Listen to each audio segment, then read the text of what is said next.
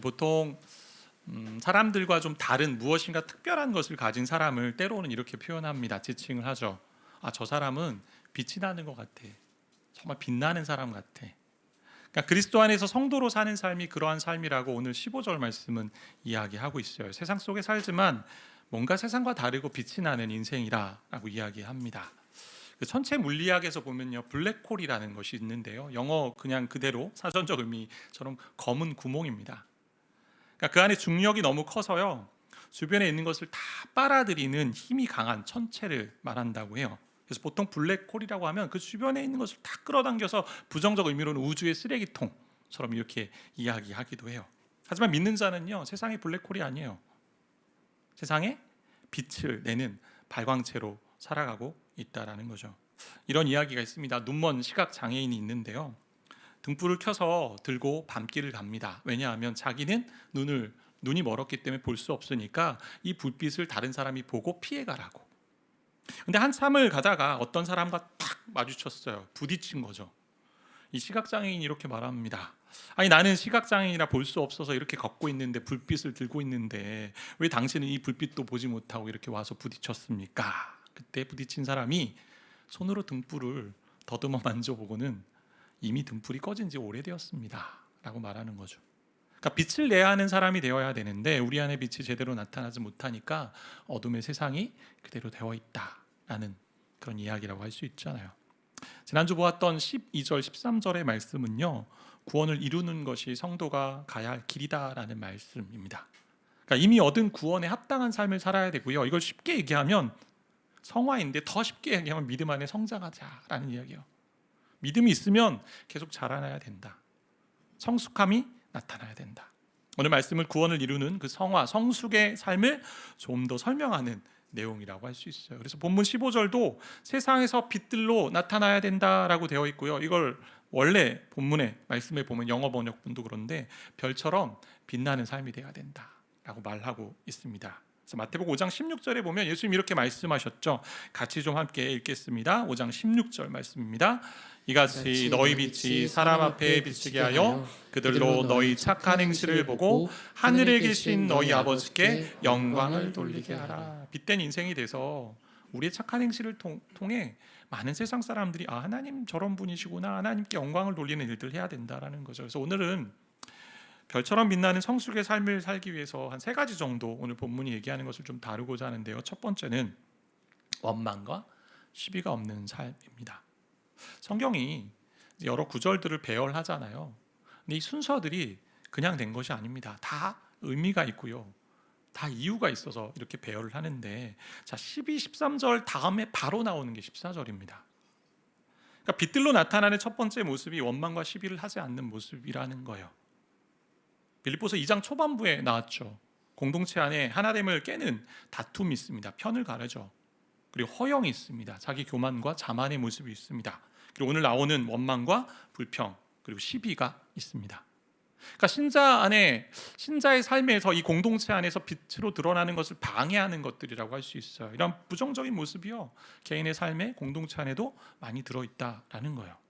빌립보 교회 안에도 이런 것들이 있었던 것 같아요. 근데 무엇보다 중요한 건 앞으로 점점 성장해야 될, 성숙해야 될 이 교회가 이런 부분에서 조심했으면 좋겠다라는 마음에서 권면하고 있는 말씀이에요. 우리 예수가운 교회 이제 저를 통해서 하나님 말씀 주시잖아요. 그래서 빌립보서를 이제 보고 있고, 이전에는 여호수아를 봤고, 근데 제가 이렇게 선택하는 것 같지만 제가 기도하고 또 하나님 마음에 따라 주시는 대로 이제 결정하게 되는데, 이번 시즌에 주시는 이런 모든 것들이 하나님의 뜻하신 바가 있다라고 저는 생각이 돼요.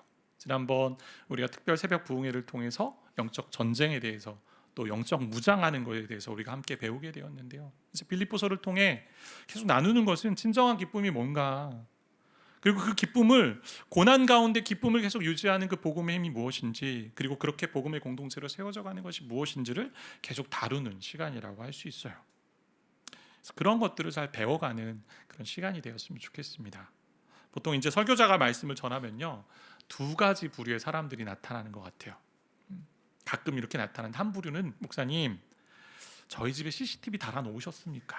어떻게 제 이야기만 하고 계십니까? 그러면서 느헤미야 8장 9장에 있는 것처럼 그 말씀 앞에 말씀을 잘 깨달아 그 율법 앞에서 회개하는 그런 부류들이 있고요. 아니면 목사님 나 들으라고 이렇게 얘기하시는구나 하면서 마음 불편해하시는 분들도 종종 있다라는 거죠. 근데 주 안에 사랑하는 성도 여러분, 저는 여러분이 지난주에 무슨 일을 했는지 다 모릅니다. 저는 그냥 원리를 전하는 것이고 애를 써서 전하고 싶은 것은 성경이 말하는 게 무엇인가라는 고민들을 하고 있어요. 제가 혹시 틀리거나 혹시 성경에 맞지 않으면 언제든 얘기해 주세요. 저도 고쳐가야 되고 변화돼야 되는 부분이 있기 때문에 무엇보다 이 말씀을 준비하면서 제 안에 있는 죄된 본성을 보게 되는 거죠. 죄인들의 모습이 이렇겠구나. 그걸 가지고 얘기하는 거고요. 결국 저한테도 전하는 말씀입니다. 나아가 지어져가는 교회 주신 하나님의 말씀이기 때문에 귀담아 저도 듣게 되는 본문의 말씀입니다. 그래서 우리가 말씀을 들으면서요, 좀 넓은 마음을 가지고 성경적 원리를 좀 발견하고 그에 따라 반응하며 순종하는 그런 우리 성도님들 제가 되기를 바라고 소망합니다. 오늘 14절 말씀 이렇게 기록되어 있잖아요. 원망과 시비를 하지 말라. 근데 이를 해석하기 전에 좀 전제가 되는 부분이 있습니다. 이 말은요, 건설적인 조언과 건강한 비판이 모두 잘못됐다 그런 이야기 아닙니다. 발전을 위해서는요, 건강한 피드백이 필요하잖아요. 조언해야 합니다. 또 옳은 것을 가려야 하는 것도 필요합니다. 근데 이때 중요한 것은요, 복음의 진리를 보호하고 선포하기 위해서 건전한 판단 능력을 가지고 그렇게 하고 있느냐고요. 그러한 제언을 하는데 혹시 나만의 필요를 가지고 나만의 욕구만을 가지고 위해서 하는 것은 아닌지, 교회 전체의 영적인 진보와 성장을 위해서 사랑과 지혜로 하고 있는지를 살펴야 된다라는 거예요. 그러면서 한 가지 더 부탁을 드리는 건 커튼 뒤에서 말하는 것을 좀 삼가자. 커튼 뒤에서. 지난번에 헬세드 청년 리더들과 함께 만나서 이야기 나눴던 적이 있습니다. 우리 청년들의 얘기 또 들어야 될 지점이 됐고 또 변화가 필요해서, 근데 한 사람씩 제가 이야기 좀 했으면 좋겠다고 그랬어요. 이 상황에 대해서, 뭐 본인에 대해서 얘기하고. 근데 건강한 방식으로 소통하고 또 함께 귀한 제언들을 하는데 참 귀한 시간이었던 것 같아요. 그러니까 건강한 소통 구조를 만드는 길을 우리는 해야 된다라는 거죠. 뒤에서 이렇다 저렇다 하며 로마서 1장에 나온 악한 자들의 특징 중에 여러 가지가 있는데 그 중에 하나가 수군수군이라고 되어 있거든요. 그렇게 하는 것이 아니고 함께 말하며 대화하는 것이 건강한 교회 문화, 복음적인 소통의 문화를 만들어가는 것이라고 저는 생각이 돼요. 전 그런 꿈이 있어요. 우리 교회가 진짜 복음적으로 소통하고 복음적인 건강한 소통의 방식을 가지고 좀 성장하는 교회가 됐으면 좋겠다. 그런데 오늘 14절의 말씀의 원망과 시비는요, 선하지 않은 마음으로 하는 거예요. 선하지 않은 마음. 건전한 비판이 아니고요, 그리고 건강한 제언이 아닙니다. 원망이라는 이 단어의 사전적 의미는 못마땅하게 여기며 탓하는 것이고요, 불평을 품고 미워한다라는 의미를 가지고 있어요. 그러니까 계속 수군거리고 누군가에 대해서 등 뒤에서 부정적인 말로 막 불평하는 모습을 원망이라고 합니다. 그래서 우리가 구시렁구시렁한다, 뭐 궁시렁궁시렁 이렇게 우리가 표현하기도 하고, 때로는 쑥떡쑥떡한다 이런 표현 쓰는 거잖아요. 남이 알아듣지 못해요. 그 정도로 아주 작게 낮은 목소리로 들리지 않도록 자꾸 불평하는 그런 모습들이라는 거죠. 투덜대는 모습이죠. 시비는 옳고 그름을 따지는데 그것을 따지기 위해서 말다툼하는 거죠. 논쟁하면서 의견 충돌을 일으키고요, 건설적인 토론이 아니라 꼬투리를 잡는 말싸움이 시비가 됩니다. 이러한 원망과 불평과 시비를 하지 말라고 오늘 성경은 이야기하고 있어요. 그런데 이 모습이요, 구약의 이스라엘 백성의 주특기였어요. 원망, 불평, 시비를 가리는 것.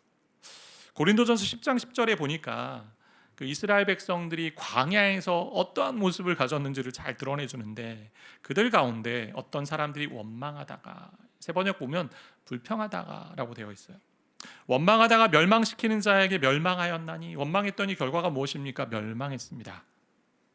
가나안에 못 들어갔죠. 유업을 못 받았습니다. 그러니 너희는 그들과 같이 원망하지 마라고 이야기합니다. 그들은 하나님께 원망하며 시비도 걸었어요. 도대체 하나님, 우리를 애굽에서 구원해 주셨는데 이 광야에서 죽이려고 구원해 주셨습니까?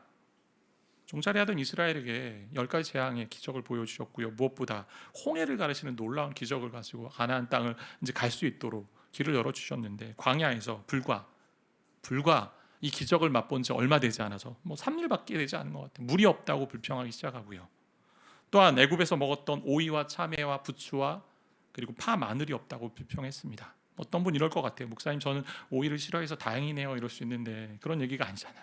먹을 거 가지고 불평했다라는 거죠. 그러니까 구원해 주셨는데 성숙의 과정에서 불평과 원망과 시비가 가득 찼다라는 게요. 왜 이들이 불평과 원망을 했을까요? 왜 하나님이 옳지 않다고 시비를 따졌을까요? 이 안에 담겨 있는 것은요, 나는 옳다라는 게 담겨 있고요, 또 하나는 하나님은 옳지 않아. 그러니까 자기 교만과 자기 중심성, 즉 죄성이 담겨 있고요, 당신은 틀렸어 라고 얘기하는 겁니다. 그래서 하나님을 피고석에 세워서요, 검사가 돼서 판사가 돼서 재판하고요, 죄를 지적합니다. 하나님, 당신이 잘못됐네요. 이것이 틀렸고 저것이 틀렸습니다. 그렇게 자기만 옳다고 하는 사람은요, 늘 비판, 원망, 불평이 활성화되어 있는 사람이에요. 툭 치면 나오는 게 불평이고 툭 치면 나오는 게 원망이죠. 자기 이익만 추구합니다. 그리고 손해보며 내 권리 빼앗겼다 여기면, 내가 원하는 대로 진행이 되지 않으면 불평하고 분노하고 소리칩니다. 그런데 하나님께 대놓고 원망하면요, 혹시라도 하나님이 나한테 해코지 하실까 봐 바로 하나님께 직접 불평하지 않아요. 이스라엘 백성 보세요. 하나님께 직접 하지 않고 모세, 사람에게 합니다. 그러니까 모든 것이 하나님의 섭리고 하나님의 주권이라 믿으며 하나님을 신뢰한다, 믿는다 하면서도 정작 어렵고 힘든 상황에 처하면, 이해할 수 없고 원하지 않는 상황에 맞닥뜨리게 되면 누구에게 불평합니까? 내 옆에 있는 배우자에게 불평합니다. 당신 탓이야. 아내, 남편, 부모에게 불평합니다. 우리 부모님 때문에 그래. 때론 자녀에게 불평하죠. 내 아들, 딸 때문에. 그리고 주변의 사람들에게 불평하기 시작합니다. 교회에서는요, 목회자 혹은 중직자, 리더, 옆에 있는 지체에게 불평합니다. 우리 순장님 때문에, 우리 선생님 때문에, 목사님 때문에. 분명 나와 하나님 사이에 해결해야 할 지점이 있는 것인데도 불구하고 하나님께 불평하면 왠지 혼이 날 것 같고 죄를 더 짓는 것 같고, 그래서 눈앞에 있는 사람에게 원망합니다. 불평합니다. 저도 결혼해서 이제 20년째를 살게 되는데, 내년까지 하면 20주년이 됐어요. 그런 일들 참 많았던 것 같아요. 최근에도 있었고, 제가 다 이렇게 얘기하면 우리 목사님 또 저렇구나 해서 제가 다 일일이 얘기하진 않을 거고, 원하시면 개인적으로 오시면 알려드릴게요. 하나님 안에서 내가 소화하고 내가 받아들이며 변화되어야 하는 지점들인데, 때로는 배우자 탓을 하고 가족 탓을 하고 주변의 지체를 힘들게 한 것이 참 많았다라는 거죠. 반대로 하나님의 주권을 믿는 사람은요, 그리고 하나님 중심적인 사람은요, 원망과 시비가 줄어드는 거죠. 이 모든 상황을 하나님이 인도하고 계심을 믿기 때문에, 신뢰하기 때문에, 심지어 악도 선으로 바꾸시는 하나님을 믿기 때문에. 요셉이 그랬잖아요. 형들에게 팔려갔어요. 형들에게 팔려가지고 이방 땅으로 갔고요, 거기서 억울하게 옥에 갇히는 상황과 같은 고통의 시간들을 경험했습니다. 그런데 그러한 고통을 경험한다 할지라도 하나님 신뢰하며 인내하며 걸어간다라는 거예요. 원망과 시비가요, 성도의 삶을 아주 황폐하게 만드는 주범이 되고 있어요. 근데 안타까운 것은요, 자신뿐 아니라 주변에 있는 사람들까지 황폐하게 만든다는 거죠.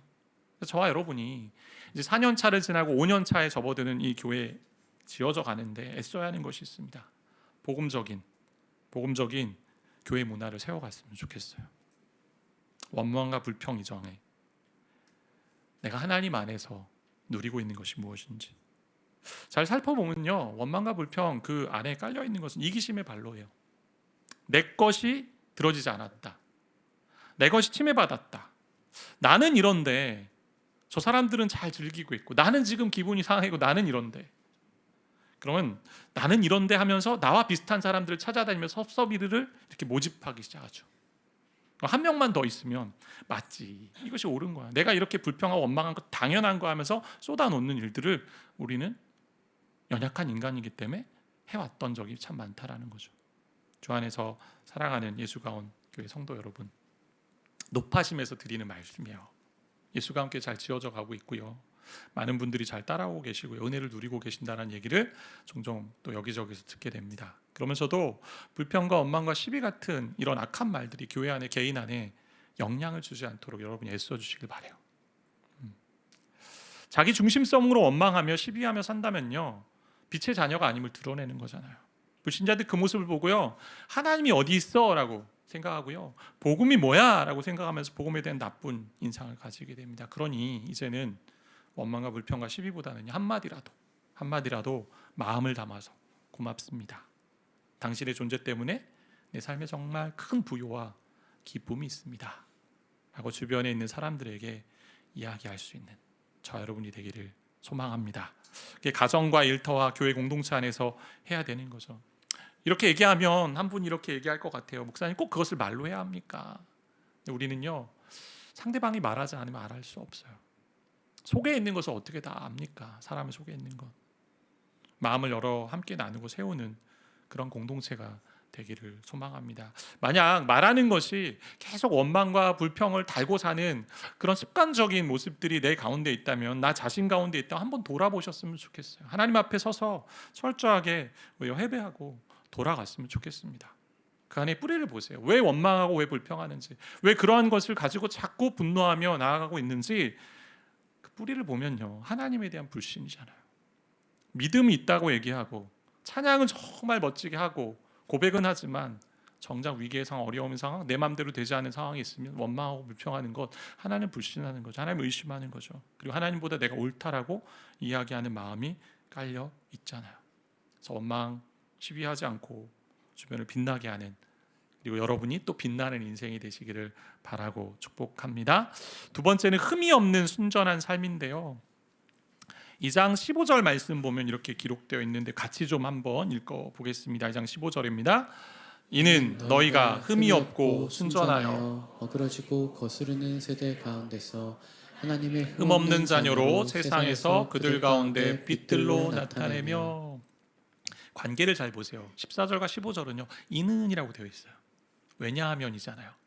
그러니까 14절이 대전제고 이것에 대한 해석, 설명을 해주는 건데 목적과 이유를 얘기합니다. 왜 원망과 시비하지 말아야 되냐라고 하는 것은 흠이 없는 삶, 순전한 삶이 되고 모든 어그러지고 그리고 거스른 이 세대 가운데 하나님의 자녀로 좀 나타나는 빛된 삶이 되기 위해서 해야 된다.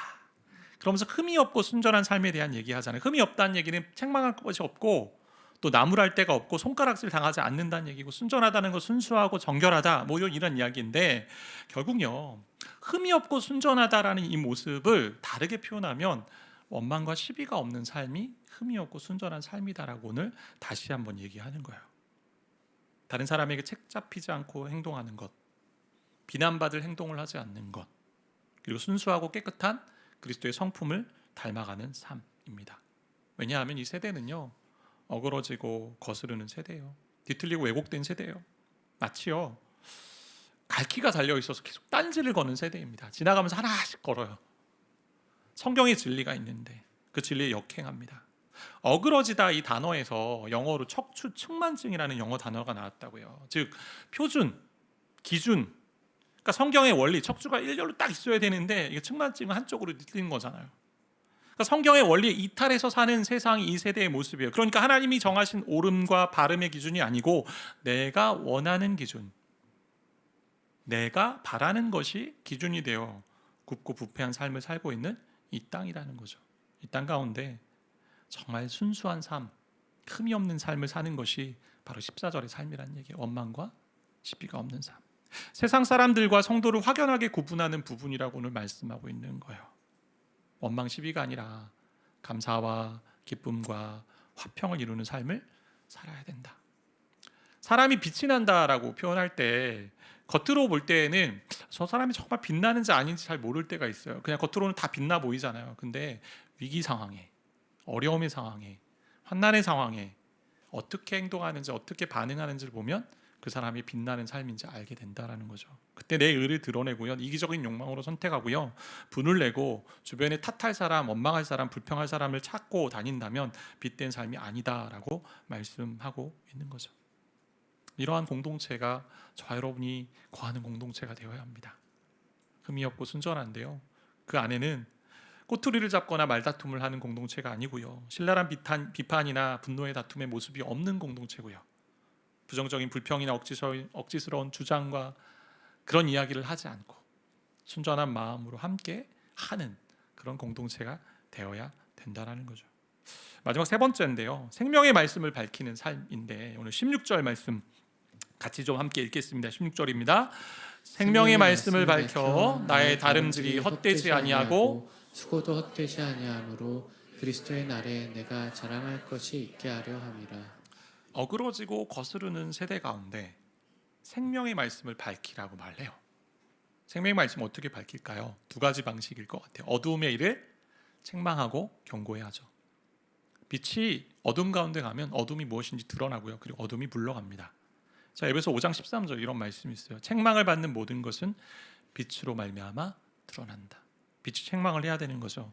잘못된 길로 가고 있네요. 그렇게 사는 것은 성경적으로 맞지 않네요. 그러니까 세상과 정반대의 삶을 우리가 살면서 죄와 악에 대해서 폭로하고 들추어내는 거죠. 그러기에 우리의 말과 행동에서 변화가 있어야 되는 거죠. 14절과 연결할 때 언어 생활에서 변화가 있는 거죠.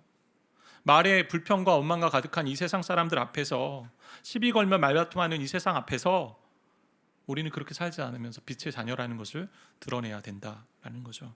그래서 저 여러분의 말이요, 복음으로 변화된 언어가 되었으면 좋겠어요. 몇 가지만 좀 우리가 생각해 본다면 이러한 자세로 좀 말하면 좋지 않을까라는 생각이 들어요. 한 4가지만 좀 소개할 텐데, 첫 번째는 내가 하는 말이 사람을 세우는지 아니면 무너뜨리는지, 이 말이 다른 사람을 격려하는 것인지 아니면 낙담시키는 건지, 이 말을 통해 하나님이 영광을 받으시는지, 지금 하려는 말에 선한 의도와 목적이 있는지. 다 알잖아요. 안에 가시가 있는 말은 다 알아요. 찔리면 아프고요. 하는 사람도 이렇게 하면 아프겠지 하고 말하게 되는 일들이 때로는 우리가 있잖아요. 우리 안에도. 근데 이것이 생명의 말씀을 밝히는 거라는 거죠. 두 번째, 생명의 말씀을 밝히는 것은 또 하나 세상의 생명의 말씀을 전하는 건데, 어둠에 있는 자들에게 진정한 빛으로 나오라고 권하는 말씀입니다. 빛은 도로를 비춰주죠. 가야 방을 알려주죠. 장애물을 피워가도록 도와줍니다. 그래서 우리 흠이 없는 삶, 순전한 삶, 그리고 원망과 불평이 없는 삶은요, 복음을 전하는 준비 단계가 되는 거죠. 그 윤리적이고 도덕적으로 뛰어난 그 삶이 복음을 들을 수 있는 다리를 놓는 거죠. 그래서 흠이 없는 그 모습을 통해 세상이 질문하도록 만들어요. 저와 여러분에게 어떤 질문을 할까요? 세상 사람들이 흠이 없어요. 순수해요.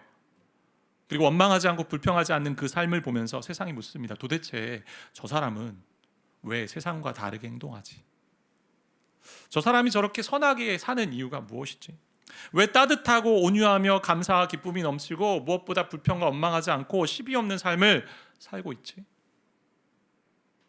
그때 물어야 되는 거죠. 그때 그들이 물을 겁니다. 저와 여러분에게 어떻게 그 사람이 저렇게 살 수 있을까?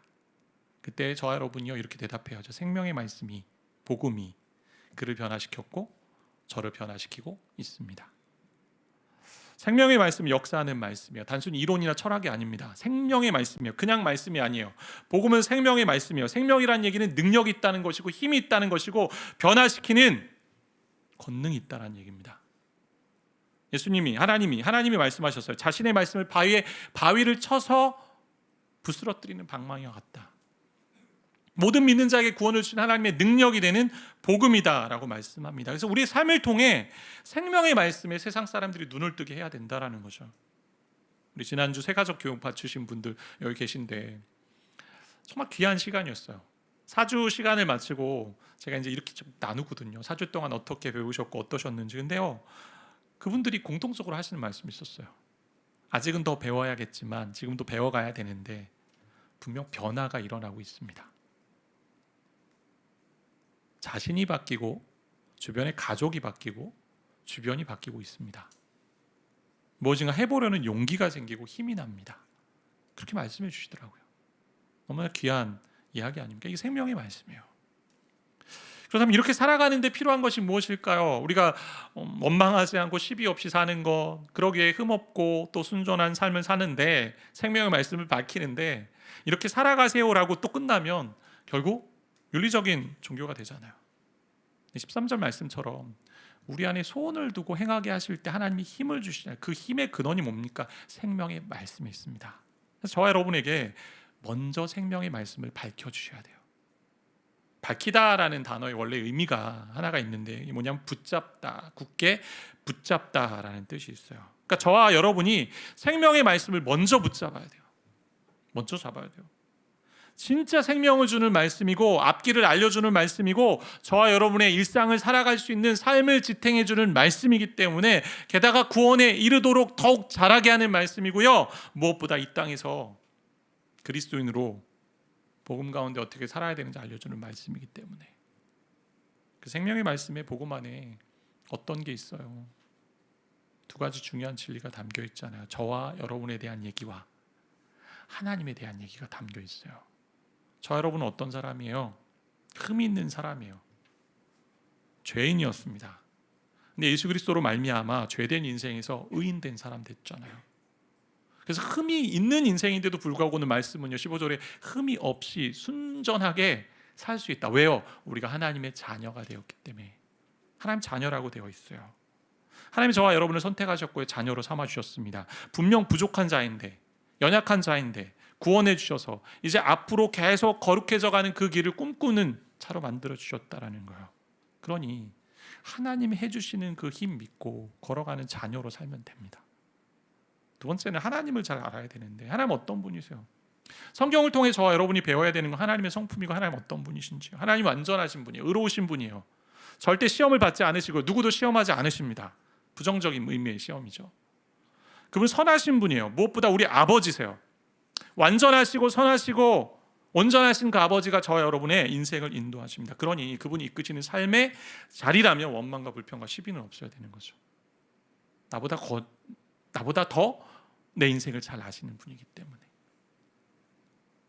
원망과 불평은 하나님이 얼마나 크신지를 모르고 하는 이야기잖아요. 반면에 저와 여러분 너무나 작고 연약해요. 한 치 앞도 모르는 사람들이잖아요. 오늘 이 자리에 있다가 하나님 불러가시면 가야 될 인생이 저와 여러분 인생이잖아요. 그분의 생각과 길이 참 높고 큽니다. 그러니 하나님만 의지하고 신뢰합니다. 근데 그분이 가지고 있는 크고 높은 생각 중에 저와 여러분을 위한 소원이 있어요. 목적이 있습니다. 앞서 13절에 보면 하나님이 우리 속에 소원을 두고 행하시는데 그 하나님의 소원이 있어요. 저와 여러분의 인생이 이 땅에서 그냥 세상 사람들처럼 잘 먹고 잘 사는 것, 그걸 원하지 않으세요. 이 땅에서의 성공을 원하지 않으세요. 하나님의 유일한 목적, 유일한 소원은 저와 여러분의 변하고 성장이고, 다시 말해서 성화입니다. 거룩해져 가는 것. 내 아들 예수님까지 좀 잘하면 안 되겠니? 그렇게 잘할 수 있도록 내가 이끌어 가겠다라는 게 우리 하나님의 마음이고 하나님의 소원이에요. 그래서 우리 영혼에 대한 관심이 많으세요. 흠도 없고 완전하고 순결한 자리 있는 그 영혼이 되길 원하세요. 그러니까 하나님이요, 우리를 다루시는 방식이 우리 생각과 다를 때가 너무 많잖아요. 자녀를 키울 때 좋은 것만 줍니까? 자녀가 원하는 대로 다 그냥 놀고 싶으면 계속 놀아라, 오라고 싶으면 계속 오라게라, 그렇게 하지 않잖아요. 훈련시키죠. 잘하게 하죠. 그러니까 하나님이 우리를 다루시는 방식이 우리의 생각과 달라요. 그래서 때로는 고난도 허용하시고요, 그 고난을 통해 우리를 빚어가세요. 만들어가세요. 때로 우리의 죄와 연약함, 어리석음을 통해서도 하나님 빚어가세요. 일하세요. 그게 우리 하나님의 놀라운 능력이죠. 그래서 힘겨운 시간을 지날 때 우리가 이렇게 많이 묻잖아요. 하나님 왜 저한테 이런 일을 주십니까? 왜 저만 이렇게 괴롭히십니까? 왜 저만 이렇게 주목하고 계십니까? 그 이야기에서 좀 벗어나야죠. 이제는 어떻게 해요? 하나님의 소원이 저와 여러분의 성화와 변화와 거룩함이고 자라남이라면, 어려운 시간을 통과할 때 이렇게 물어야죠. 하나님과 나 사이에 가로막고 있는 것이 무엇이 있나요? 하나님과 나 사이에 가로막고 있는 것은 없나요? 라는 거예요. 내가 하나님처럼 되기를 원하는 이기적인 본성 때문에 원망과 불평과 시비하며 사는 것은 아닌지, 나의 행동 감정 이전에 그 뿌리가 무엇인지를 보아야 된다는 거죠. 빛처럼 세상에 나타나는 삶을 정말 복된 삶, 기쁜 일이라고 오늘 바울은 이야기하고 있어요. 17절, 18절에 기쁨이란 단어가 여러 차례 나오면서요, 이렇게 너희도 성장하고 다름질하고 나와 함께 건강한 모습으로 변화되는 이 모습을 보면서 우리에게 서로의 자랑이 되는구나. 그럼 이 땅에 살면서 진정한 기쁨이 뭔가요? 어떨 때 기쁘세요? 잠을 많이 자면 기쁘세요? 아니면 내 재산이 늘어나면 기쁘세요? 좋은 차를 사고 또 좋은 옷을 입고 맛있는 걸 먹으면 기쁘세요? 아마 그런 것도 소소한 기쁨도 하나님 주시는 기쁨이 될 것 같아요. 그런데 정말 하나님 원하시는 기쁨이 무엇입니까? 그 기쁨을 기뻐해야 되잖아요. 죽었던 영혼이 돌아오는 것 좋아하시고요, 기뻐하시고, 그리고 회심한 영혼이 계속해서 아들 예수를 닮아가는 길에 있는 것을 가장 기뻐하십니다. 말씀을 맺으려고 합니다. 믿는 자는 세상의 빛으로 드러나야 됩니다. 빛된 삶을 살아야죠. 근데 그러한 삶을 위해 오늘 14절이 대전제, 원망과 시비 없이 살라고 얘기합니다. 왜냐하면 하나님 우리보다 크신 분이에요. 우리 한계를 아시는 분이에요. 우린 부족함을 알아요. 그럼에도 불구하고 내가 마치 하나님 된 것처럼, 그리고 하나님을 피고석에 세워가지고 하나님 잘못됐네, 하나님 잘못하셨네요 라고 얘기하면서 원망하고 시비하고 있는 건 아닌지, 여러분의 인생을, 저와 여러분의 인생을 하나님이 책임지시고 인도하십니다. 그렇다면 원망과 불평을 버리는 것이 순전하고 흠없는 삶이고 생명의 말씀을 밝히는 삶입니다. 그럴 때 세상 가운데 생명의 말씀을 밝히며 그들을 주님께로 인도하는 등불되는 인생이 되는 줄 믿습니다. 이를 위해 저와 여러분이 먼저요, 이 말씀에 서야 돼요. 생명의 말씀을 붙드셔야 돼요. 그 말씀 안에요, 저 여러분이 하나님의 자녀라는 것이 들어있어요. 지금 부족해 보이죠, 연약해 보이죠, 자주 넘어지는 것 같죠. 근데 하나님이 여러분을 자녀로 부르시고 내가 원하는 그 자리, 흠이 없고 완전한 그 자리로 끝까지 책임지고 인도할 거야. 그 능력이 하나님이 우리 아버지 되어주시기 때문에 하나님의 모든 계획 가운데 있음을 알고 복음 안에 참된 빛된 삶을 좀 만들어가고 빚어가는 일에 애쓰고 수고하는 우리 모두가 되기를 바라고 축복합니다.